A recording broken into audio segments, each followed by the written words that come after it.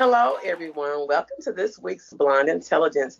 We have a special guest straight out of Detroit, Michigan, Mr. AK. Say hello to everyone. Hello, how y'all doing? How y'all doing? Hi, how are you? So, we're going to start with asking you to tell us a little bit about yourself. Well, like I said, I'm from Detroit. I grew up on the east side. Um, I've always loved writing. I've always loved music, and once I decided to actually start making music, that's when my my love for words kind of grew even more. And then I'm also a nerd, like as you can see, got the anime shirt on.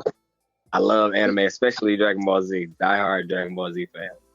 But love video games too. I'm actually going to school to be a game designer as well. So yeah, it's about yeah. Like I said, I love video games, love writing. I'm a nerd. I know you told me earlier that you started rapping at the age of 13 hmm and that you got approximately about Behind the Scenes magazine presents Behind the Beat virtual showcase featuring indie artists with press from behind the scenes media affiliates. Virtual showcase is Sunday, February 28th, 2021, 5 to 7 p.m. Eastern Standard Time. Showcase streams live on blackstream.live. Tickets $3 purchased at behindthescenesmag.com. What does every artist need? Press, press, press, and more press. Music reviews, interviews, blog articles, press releases, the Blonde Intelligence video show, the Blonde Intelligence podcast, the Blonde Intelligence blog, Blonde Intelligence music reviews. Available on Pandora, Amazon Music, Apple, YouTube, and more. Social media blast, build your EPK, expand your fan base, links to your press. For more information, visit blonde-intelligence.com. Years in the game now. So tell me about your journey, your growth from when you first started to where you are now. And tell me, how do you feel that you have gotten stronger, and what areas of weakness have you identified with, I guess, technology taking over music? Well, when I first started, the only thing I knew how to do was rhyme, but nothing made sense whatsoever. The words rhymed, everything sounded good, it just didn't make sense. So like I Okay. kind of, as time went on, I kind of got more into when I first started like actually getting good at writing raps. I put them in the stories instead of just like Okay. because I could never think of anything to just sit and rap about, so I would just make up some funny stories and make a nice little 3 minute story for it and have it as a song. And that's how I used to do it at first. And then doing that a few times, it kind of grew my skills of actually being able to rap about different stuff, like hopping from topic to topic and stuff like that. And it was difficult because like when I first started, I quit for a minute because like I said, it didn't make sense. Like I kind of like lost my inspiration for a minute. But Okay. my dad he was telling me, he was like, I mean, if you want to do it, then you gotta actually do it. Don't just half-ass do it. You gotta actually do it. Okay. And so I just went and did it, and it stuck with me. Actually, I love it now. I'm obsessed with it. I love when I get those spurts where I just go and write, and I don't stop until the song is done. I love it. Okay, well, one of the things that really, with the single that you sent, one of the things that really stood out to me is the fact that you didn't use auto tune. Tell me about your decision on that. With autotune, like the studio that I went to, the guy he asked me if I wanted to use autotune, but the way I saw it, if my voice don't sound good, then it just don't sound good. I want to sound as natural as possible because when I'm out on stage, I can't make my voice be autotune. I want if I'm out performing a song, I want it to actually sound the way it do through your headphones. Like I don't know. You can do auto tune live, but Yeah, but like with a special type of mic, you can't do it out of your throat though. That's the thing. That's right, what I like right. the naturalness of it.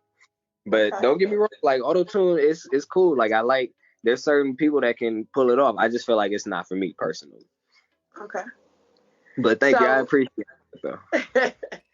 so with you being from Detroit and Detroit being known for music the way it is, I know it's going to be hard for you to answer this, but out of any artist out of Detroit, who has been the most influential, as in entertainment, as in I have to be like this, as I've been a role model for me, and this is the bar for me. What artist from Detroit? I gotta give it to Eminem. Okay. Eminem has been my favorite rapper since I knew what rap was. I'm pretty sure the very rap song I heard was an Eminem song. Okay. So, with you saying that you being a geek, what is your favorite artist, period? And when I say artist, I mean writer, painter, lyricist, vocalist, anything dealing with creating anything. Hell, it can even be the person that built the most beautifulest car you have ever seen.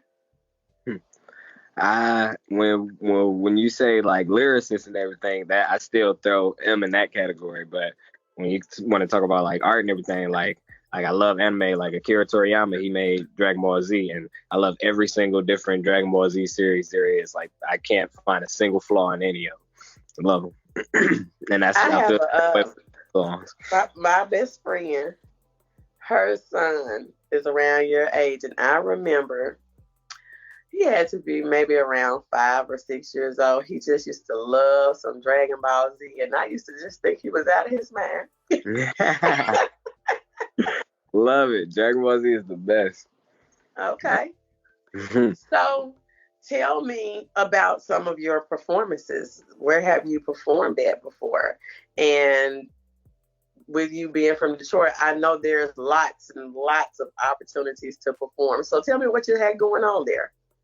I've actually only performed twice. The first time I performed, I was 18, and I was in a competition. It was a coast-to-coast competition. They came to Detroit, and they were at the shelter down in downtown, and they had a little made you pay to perform. Yep, sure did. But I was with it. It was my first time. But I'm gonna ask you a question about that. So you went and performed there. And I know that they have you judged by like different guest judges that's in the industry, and they have like media people there. After the experience, what happens then? Well, for me, once I got there, I kind of saw that crowd wasn't, well, the type of song that I was gonna do wasn't for that crowd. The kind of song that I did, the main song that I had at the time, it was more of a just talking about me, like how I came up kind of song. It wasn't the type to have like a crowd jumping type of song. So I took it as a learning experience to see how I feel to be out there and everything. So when I go and do it again, I don't have the same jitters that I had. But I know I managed the artist at one time that was going to perform there, and we were going over song selection. And that was one of the things that I was telling him, yeah, that's a good song, but you're performing at a club. And that's one of the things that I'm going to say young artists don't think about. They think about the feeling that they had when they made the song, but not taking into account who you finna perform the song for.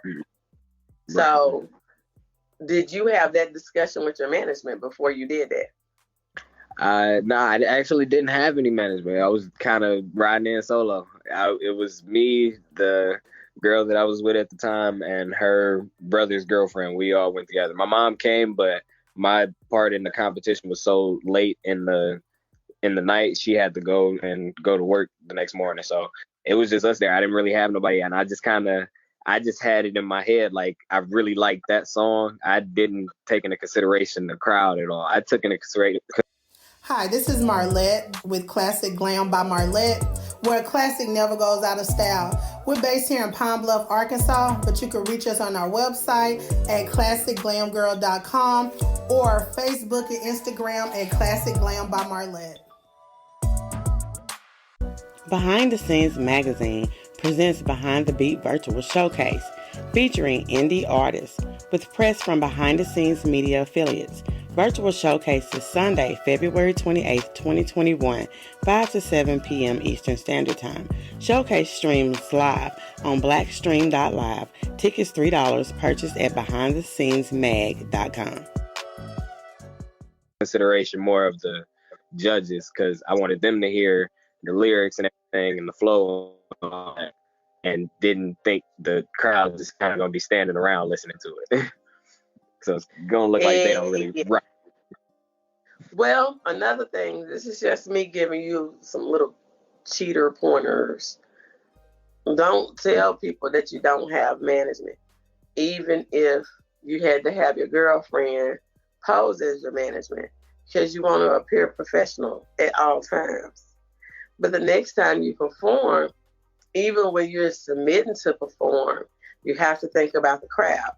So say, for instance, you have a song that you just really love and it's full of curse words and all this kind of stuff, but you just submit to perform at a all-age event, family-friendly festival in the park.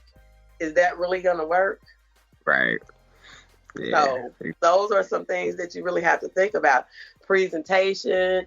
I mean, I have seen a lot of artists, which is okay if you're a bigger artist, but if you're not and people don't know who you are, you probably need more than yourself and a microphone. Mm-hmm. Yeah, so. I can agree with that. I wish I would have known that back then for sure. The second time I went and performed, it was a lot better than that. I performed a much better song. I actually had the crowd into it. It was a much better atmosphere. It felt better. Okay, so you told me that it was a learning experience between the first and the second.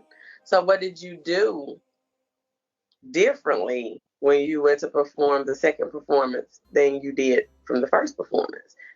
And what advice would you give to a new artist that was in your position?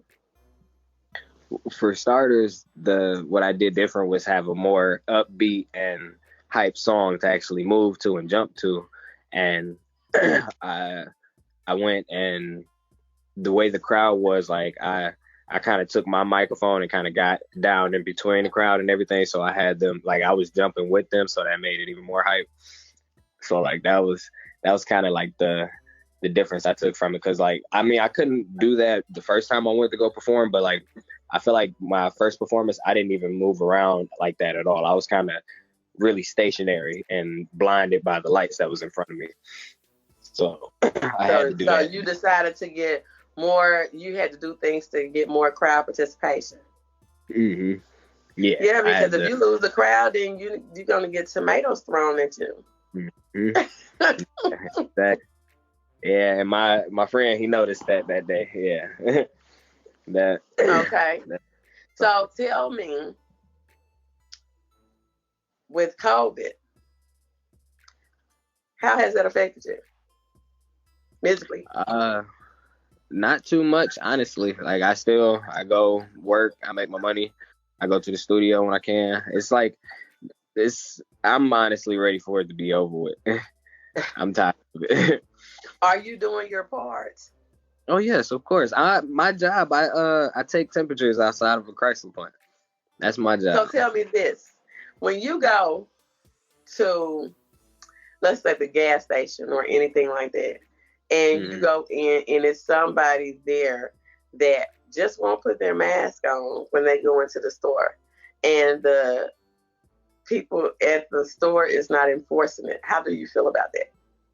I mean, that's on them. If they want to put themselves at risk like that, that's on them. I got my mask on though. I'm cool. I know they can spread their germs back and forth from each other, but I know it ain't gonna come this way. I'm good. Y'all stay that way. Okay, but what if they want to talk to you? And see, that you gotta keep that 6 feet too. You want, especially if you ain't got no mask, you might have to go 12. Honestly, if you ain't got no mask, you might have to back up a little bit more. So, with predictions being that there's going to be a second wave, what do you think that it's going to do to music this time around? Because the first time around, what was March, April, May, people like really went hard with releasing music, trying to get videos out. It was like it was a surge in music. Okay, now it's going to be flu season, and they said it's going to be a second wave of COVID.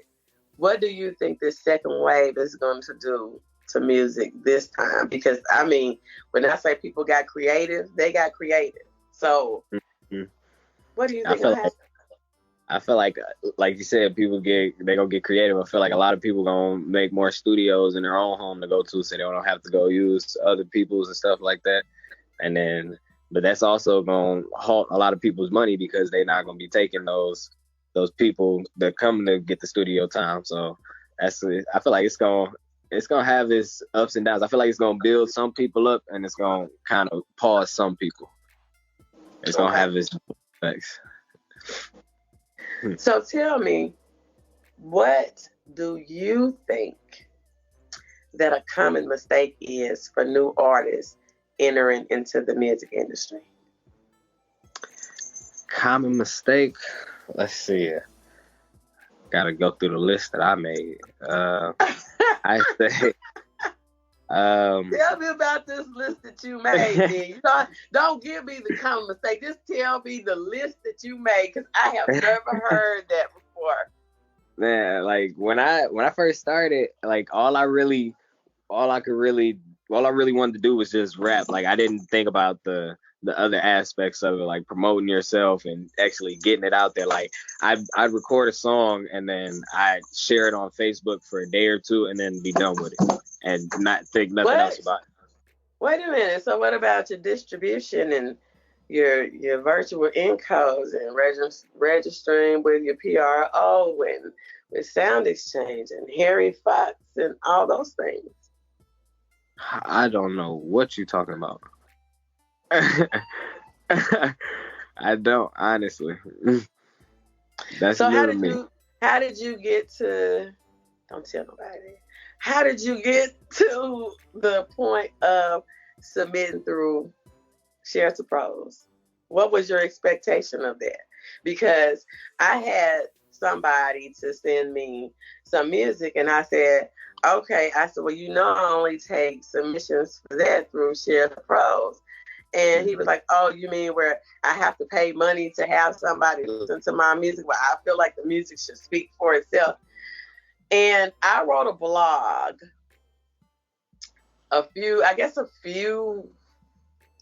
maybe a couple of months ago, a few weeks ago. And one of the things that I put in there is that in the year of 2014, Spotify had 2 billion new artists to enter into the scene. So I'm not sure why he felt like nobody else's time was important just to listen to that one song. So what made you want to submit to Share to Pros? Because some artists don't want to put a dime into anything that they do other than making the song. See, I can understand that to an extent, but I was thinking more. I was trying to broaden my horizon of thinking and try to actually branch out, because I always had the problem of promoting myself and getting myself out there. So I figured me doing this is getting myself towards people that actually got a good opinion on behind them and can listen to me and let me know some good feedback here and there. So like, I was just. So how many times have you used the service? I did it. Well, this is my first time, but like when I did it 5 different services. Okay, so what was your experience? What do you think about it? That's the question that I'm asking, because he didn't want to do it, and I'm like, yeah, I don't understand why he didn't want to do it. It's cool, it's you want to promote yourself, and that's just basically you. Even though it wasn't even expensive though, so like I don't understand what he was mad about. Like it's not like they was asking for $100 for you to send a song out, but it's just a way to get yourself out there. Like I don't understand what was up with him, but Okay. with Well, me, what was it your was expectation? my expectations. I honestly, because like when I read it, it had said that if you don't get a response, you get your credits refunded, and I thought that I wasn't gonna get a response at all. Like I thought they wasn't nobody gonna listen to it, they wasn't gonna pay no attention to it, they was just gonna give it back to me, and I was gonna try to put it somewhere else. But I ended up actually getting responses back, and like the first two honestly kind of made me laugh because like the first guy, What was the first two? I can't think of what the actual like names for the things were, but the feedback they gave me, the first person they gave me a 2 out of 5 in all their categories, and the second person said that the song wasn't, I didn't sound clear and it wasn't understandable, and I wouldn't get any airplay in this country or any other. And I thought that was pretty funny. Yeah, I thought that was pretty funny. I was like, dang, that's. What does every artist need? Press, press, press, and more press. Music reviews, interviews, blog articles, press releases, the Blonde Intelligence video show, the Blonde Intelligence podcast, the Blonde Intelligence blog, Blonde Intelligence music reviews.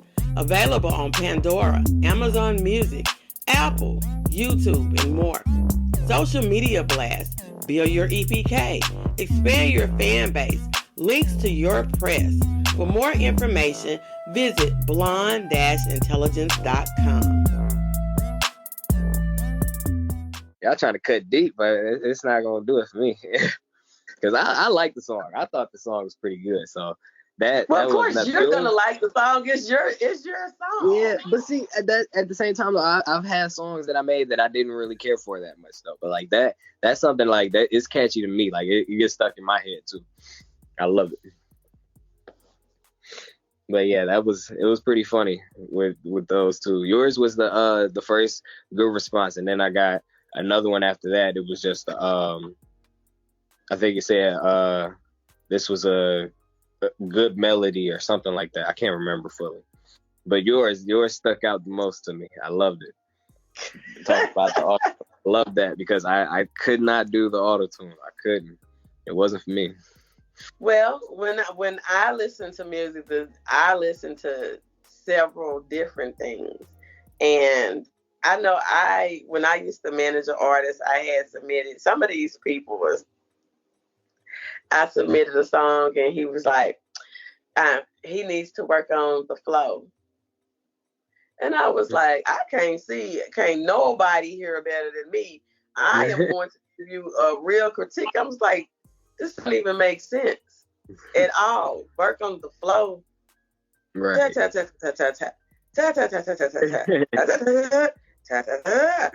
Okay, right on beat with everything. I'm like, okay. It must have had a lot of reviews to do that day. And I wasn't even being biased because I will be the first one to tell you if you need to work on something. And I have had to. I had a review. This guy sent in a song and he said, I'm doing the best that I can right now. So tell me what you think. And it was nowhere near ready for anybody to listen to at all. And I was like, well, I listen. I said, the first thing that I would say is, if you're going to present yourself as a professional, then you need to put forth professional work. Because, again, my whole point is Spotify had 2 billion new artists in the year 2014 alone. We in 2020 now. So don't come and send some stuff talking about, some really rough stuff talking about, I'm doing the best that I can. It's so cutthroat. You got to look for the best. Yeah, you got. If you're gonna come, you gotta come. For real, you gotta come with it. Yep. So tell everybody about your latest single and where they can find it at. Well, you found it on my SoundCloud. It's AK-1OPTION option. And it should be the first one once you go on my page. I heard. Hi, this is Marlette with Classic Glam by Marlette, where a classic never goes out of style. We're based here in Pine Bluff, Arkansas, but you can reach us on our website at classicglamgirl.com or Facebook and Instagram at Classic Glam by Marlette. Heard 24K Golden's mood, and like the beat, it got stuck in my head. Like the first time I heard it, I was driving to work and it was on the radio, and it was just playing in my head the whole day while I was at work. So I started writing to it, and once I started, I didn't stop until the song was done, and I finished it with like I say about 20 minutes, and I loved it. I was obsessed with it, and like the way it is that when I'm at work, like I'm able to record myself like on my tablet to like hear myself before I go and actually record. So like I was doing that, and I heard it, and I fell in love with the song instantly, and I had to go and do it. Like I went and did it within like a couple of days after I wrote it. Okay. I like it because it's like I changed the chorus up from the way he did his, and kind of had a different atmosphere of it and like different like vibe of it. But I feel like it's a pretty good vibe to like bounce to and everything. Okay. What's your social media handle? My Twitter is AK_be_the_name. And one other thing that I wanted to ask you about.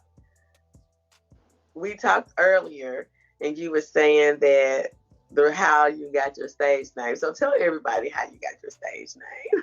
Oh, it's my first two initials. AK. Yeah, we don't want to have anybody thinking anything bad. Oh yeah, a lot of people think it's because of the gun, but nah, that's me. It's all me. AK. Okay. Is there even had to get it tatted. Okay. Is there any other social media handles that you have? Is it everything at AK or at what is it? Yeah, everything is that app. Everything is okay. AK_be the name or _be the _name. Okay. We're gonna talk. Is there anything else that you want anybody to know about you? Like I said, I'm just a big nerd that loves making music, and you're either gonna hear my music or you're gonna be playing my video games one day. Okay, nerd, I need you to get a pencil and paper. And while he's getting some pencil and paper, I thank everybody for being here today. And we're going to have some places for you to check out Mr. AK as soon as I get through talking to him. Bye. Advertise with Blonde Intelligence, where our listeners experience exquisite cranial repertoire. Blonde Intelligence is a new podcast and video channel featuring entertainment, musical artists, producers, entrepreneurs, as well as discussions on social topics, making the Blonde Intelligence platform suitable for a wide variety of product ad types. Video, Instagram TV, YouTube, and links shared to all Blonde Intelligence social media pages and select group networking platforms. This creates a collective base of over 50,000 potential sets of eyes on your product or service. Each sponsored ad will feature on both the podcast and video platforms. Sponsors have the choice of either a voice ad or audio-video ad, with 3 options for placements. Create a win-win business partnership by advertising with Blonde Intelligence.